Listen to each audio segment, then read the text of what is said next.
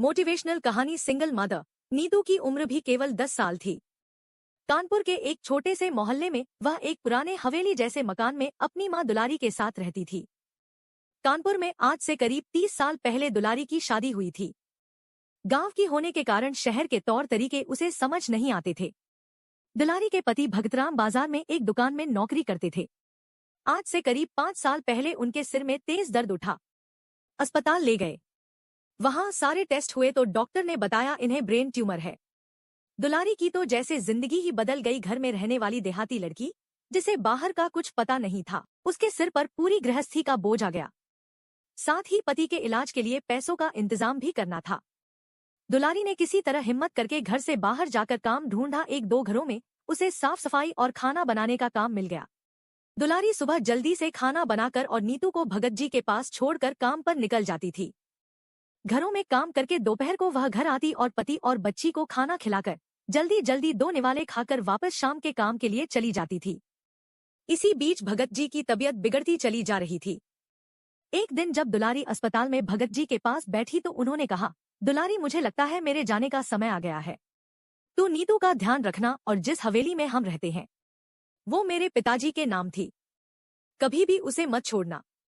बहुत मजबूरी हो तभी मकान बेचने के बारे में सोचना।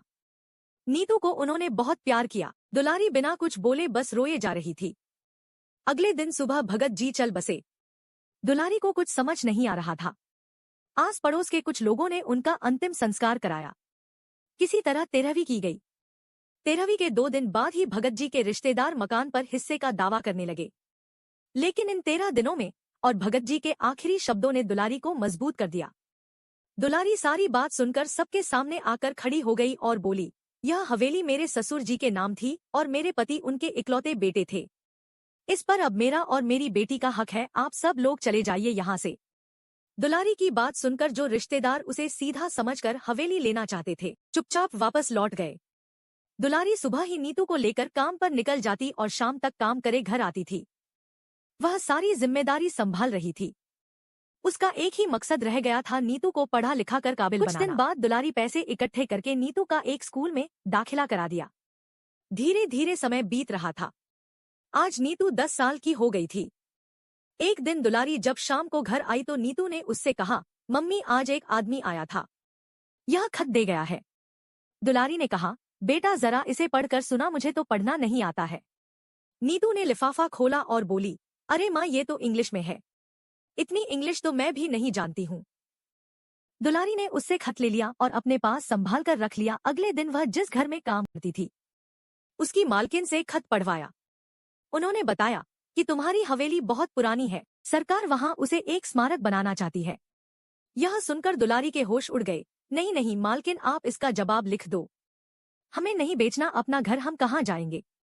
यह सुनकर उसकी मालकिन ने कहा, दुलारी, चिंता मत करो, मैं इसके बारे में पता करूंगी।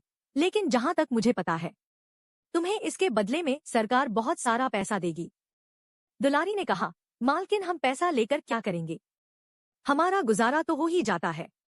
मालकिन ने उससे कहा, अच्छा 1-2 दिन रुक जा, मैं सब पता करके बताती हूँ। दुलारी काम खत्म करके घर आ गई। उसे आज बहुत चिंता हो रही थी। न जाने सरकार कब उसका घर छीन ले, वह कहाँ जाएगी, नीतू का क्या होगा। 2 दिन में दुलारी बहुत परेशान हो गई। 2 दिन बाद उसकी मालकिन ने बताया, दुलारी, तेरी तो किस्मत खुल गई। जानती है, इस घर के बदले तुझे करोड़ों रुपए मिलेंगे। इससे तू हमारे से भी बड़ा घर ले सकती है। उसके बाद भी इतना पैसा बचेगा कि तुझे कभी काम करने की जरूरत नहीं पड़ेगी। दुलारी को कुछ समझ नहीं आया। उसकी मालकिन बहुत अच्छी थी। उन्होंने सारा काम करवा दिया। दुलारी को बहुत सा पैसा मिला। उसने अपनी मालकिन की मदद से एक घर भी ले लिया। बाकी पैसे उन्होंने बैंक में जमा करवा दिए, जिसका हर महीने ब्याज आता था।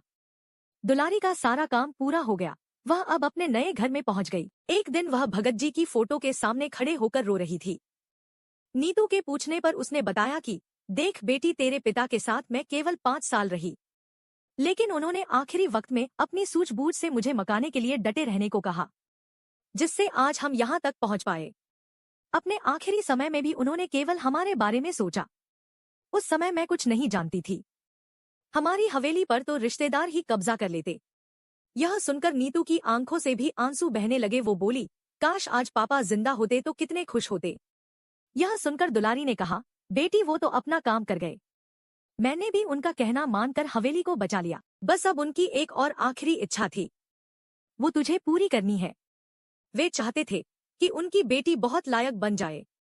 नीतू ने कहा, माँ तुम चिंता मत करो, मैं एक दिन जरूर पापा का नाम रोशन करूंगी। दुलारी अब भी सभी घरों में काम करती थी। उसने नीतू का दाखिला एक बड़े स्कूल में करा दिया और अच्छी सी ट्यूशन भी लगवा दी थी। नीतू पढ़ाई करते हुए एक दिन आईएएस ऑफिसर बन गई। वह उस दिन घर आई और बोली, माँ देखो पापा का सपना पूरा हो गया, तुम्हारी बेटी कलेक्टर बन गई। माँ अब तुम्हें काम पर जाने की कोई जरूरत नहीं है, अब आप आराम करो। वैसे भी हमारे पास पैसे की कोई कमी नहीं है। दुलारी बहुत खुश हुई, बेटी आज तूने अपने पिता की आखिरी इच्छा भी पूरी कर दी। जानती है पैसों की जरूरत तो बहुत पहले खत्म हो गई थी, लेकिन मैं काम इसलिए करती थी जिस काम से तेरा पालन पोषण हुआ, उस काम की मैं बहुत इज्जत करती हूँ। दुलारी और नीतू दोनों भगत जी की फोटो के सामने खड़ी थी। दुलारी ने कुछ देर उनसे बात की, फिर आकर पलंग पर बैठ गई। वह बोली, बस बेटी अब मेरा काम पूरा हो गया, अब मुझे मुक्ति मिल जाएगी। यह कहकर दुलारी एक ओर लुढ़क गई। नीतू ने भागकर उसे उठाया, लेकिन वह अब कहाँ, वह तो मुक्त हो चुकी थी। नीतू रोते रोते यही सोच रही थी, आखिर मेरी माँ ने क्यों कभी सुख नहीं उठा पाया। आज अब उनके सुख उठाने का समय आया तो भगवान ने उन्हें अपने पास बुला लिया। अगर आपको यह कहानी अच्छी लगी हो तो चैनल को सब्सक्राइब जरूर करें। धन्यवाद।